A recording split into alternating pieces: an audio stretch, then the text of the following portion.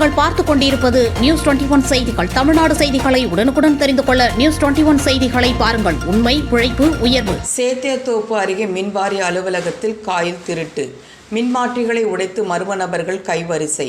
கடலூர் மாவட்டம் சேத்தியாத்தோப்பு அருகே முகந்தரங்குப்பம் கிராமத்தில் துணை மின் நிலையம் அமைந்துள்ளது.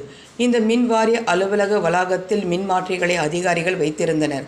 அப்பொழுது உள்ளே நுழைந்த மர்ம நபர்கள் அதனை உடைத்து காப்பர் காயில்களை திருடி கொண்டு சென்றுள்ளனர்.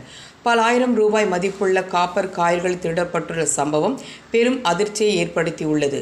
மின்வாரிய அலுவலகத்திற்கு உள்ளேயே நுழைந்து மர்ம நபர்கள் கைவரிசை காட்டியுள்ளனர் என்பது குறிப்பிடத்தக்கது.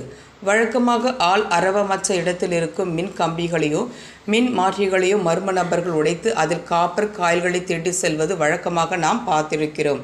ஆனால் இங்கே மின்வாரிய அலுவலகத்திற்கு உள்ளாகவே துணிச்சலாக மர்ம நபர்கள் நுழைந்து கைவரிசை காட்டியிருப்பது அரசு அலுவலகத்திலே நடந்து இருப்பதால் மக்களுக்கும் பாதுகாப்பு இல்லை, அரசு அலுவலகத்தில் வைக்கப்பட்டுள்ள பொருட்களுக்கும் பாதுகாப்பு இல்லை என வேதனையோடு மக்கள் தெரிவித்து வருகின்றனர். புகாரின் பேரில் போலீசார் விசாரணை செய்து வருகின்றனர். நியூஸ் 21 செய்திகளுக்காக கடலூர் செய்தியாளர் முருகானந்தம்.